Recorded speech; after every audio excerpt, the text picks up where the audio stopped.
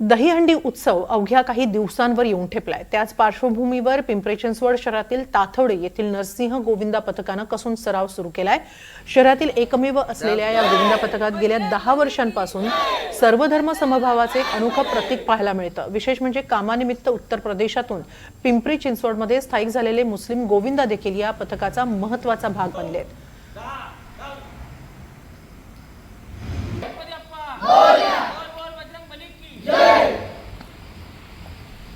दरम्यान या गोविंदा पथकाच्या सरावाचा आढावा घेत त्यांच्याशी बातचीत केली आमचे प्रतिनिधी सूरज कसबे यांनी।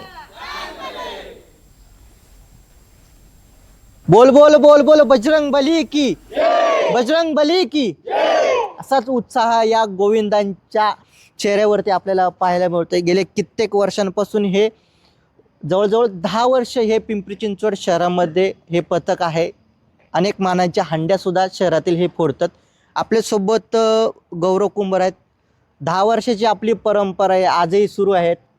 काही लहान मुले आहेत, तरुणही आहेत, काही वृद्ध देखील असतात। आज ते सरावाला नाही आहेत। काय उत्साह आहे? आनंदाचा उत्साह आहे। भरपूर बोलण्यासारखं आहे की आम्ही हे करतो।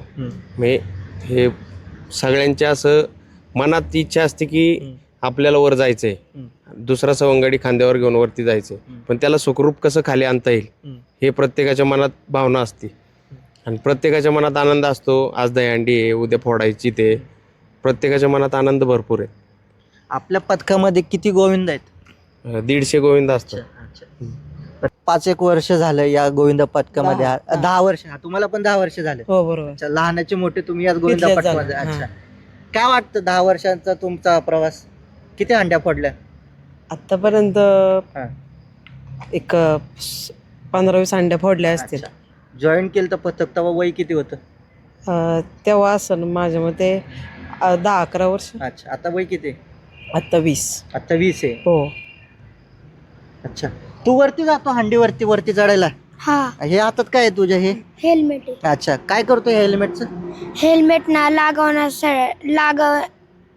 लागणार नाही म्हणून हे घालून जातो वरती। अच्छा, आणि हे काय? हे ना पडलं ना की पकडायला हे। अच्छा, बेल्ट। अच्छा, कितवीला आहे शाळेत? 4थीला। अच्छा, 4थीला आहे। अच्छा, मम्मी पप्पा काय म्हणतात? तू इकडे सरावाला येतो रोज?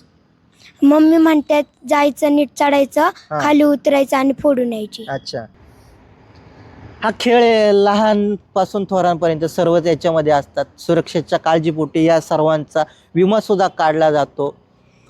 हा सण केवळ महाराष्ट्रीयनच नाही तर परप्रांतीयांचा सुद्धा आहे। उद्योगनगरी म्हणून पिंपरी चिंचवड शहराची ओळख आहे। काही तरुण आपल्यासोबत आहेत जे मूळचे उत्तर प्रदेश मधले आहेत। नाम क्या है आपका? इमरान अंसारी। अच्छा, इमरान अंसारी जी। कब से हो यहाँ पे? यहाँ पे 1-2 साल से है। अच्छा, 2 साल से पुणे में। क्या हाँ। काम करते हो? प्लम्बिंग का। अच्छा, और तुम्हारे गांव में होता है ऐसा दहीहंडी?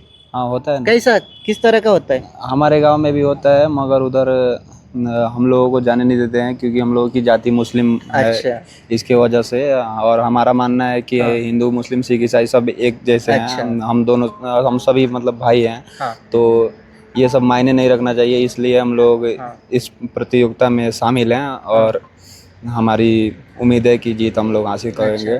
आणि हे सर्व गोविंदा आता कसून सरावाला लागलेत, कारण 10 दिवस उरलेत आणि यावर्षी जास्तीत जास्त हंड्या फोडायच्यात असा पण या सर्वांनी घेतलाय। त्यामुळे एकूणच काय आगामी काळामध्ये अवघ्या 10 दिवसांवरती दहीहंडी सण येऊन ठेपलाय। त्या दिवशी या सर्व जवानांचा अजूनही उत्साह वाढताना पाहायला मिळणार आहे। सूरज कसबे, NDTV मराठी, पिंपरी चिंचवड।